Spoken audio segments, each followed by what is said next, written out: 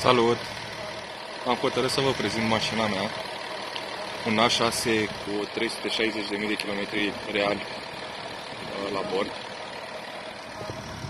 Un A6 cu un motor de 3000, tracțiune manuală, care are undeva 239 de cai. O mașină foarte, foarte întreținută, care o dețin din 2016, cu service corespunzător, cu întreținere exagerat de bună. Cam așa arată din exterior. Cam așa ar trebui să arate la 360.000 de kilometri. Știu, putea să aibă 200.000 dacă îmi doream. Dar mașina are carte service de la 0 km și atunci nu am avut niciun interes să modific kilometri.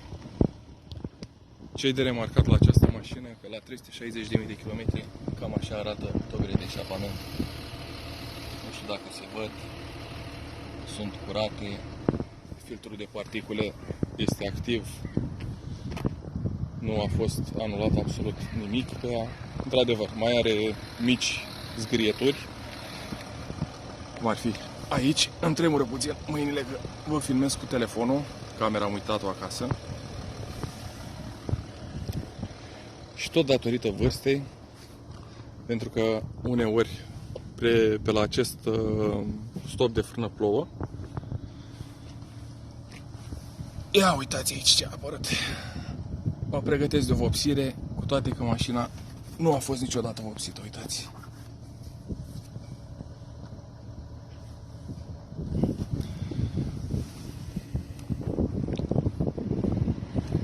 Cum arată interiorul la 360.000 de kilometri? Haideți să vedem.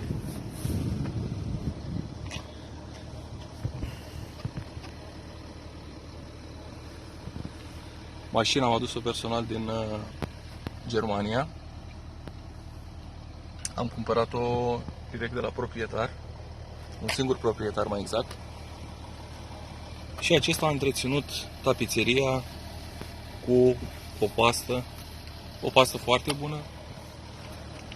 După cum se vede, în spate mai am și ceva bagaje.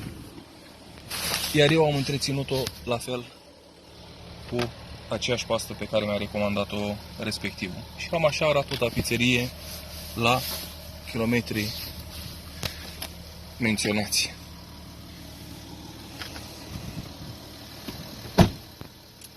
Mașina are bose, sau cum spun unii, bos.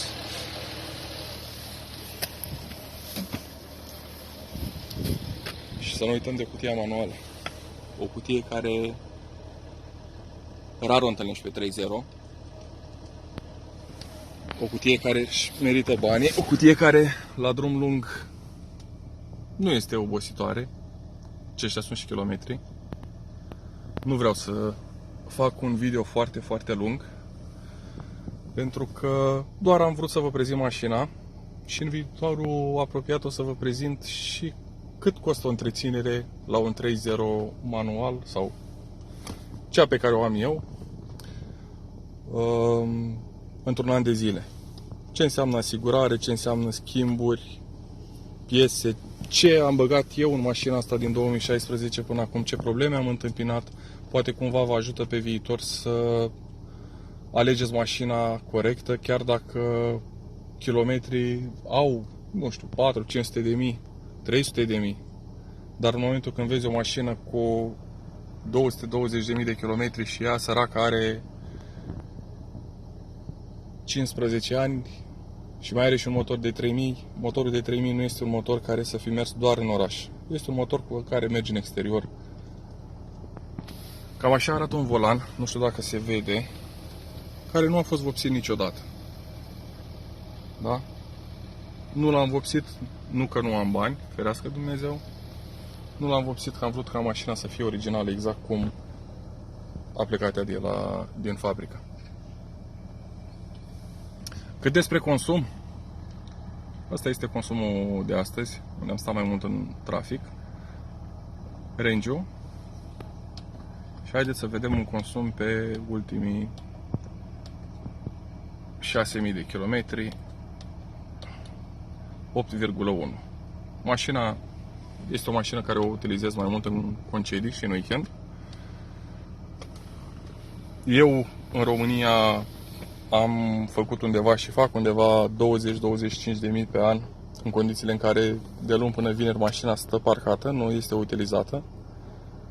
Întrebare pentru voi. Neamțul câți kilometri face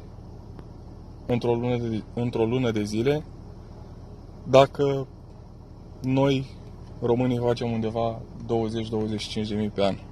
Și calculat la 10-11 ani, cam ce medie ar trebui să aibă o mașină condusă în Germania și ce medie ar avea o mașină condusă în România. V-am pupat. Data viitoare ne auzim pe partea de întreținere, să vă spun ce am schimbat la mașină, cât mă costă întreținerea la ea și dacă sunteți curioși de alte lucruri, puneți întrebări. V-am pupat. Pa, pa!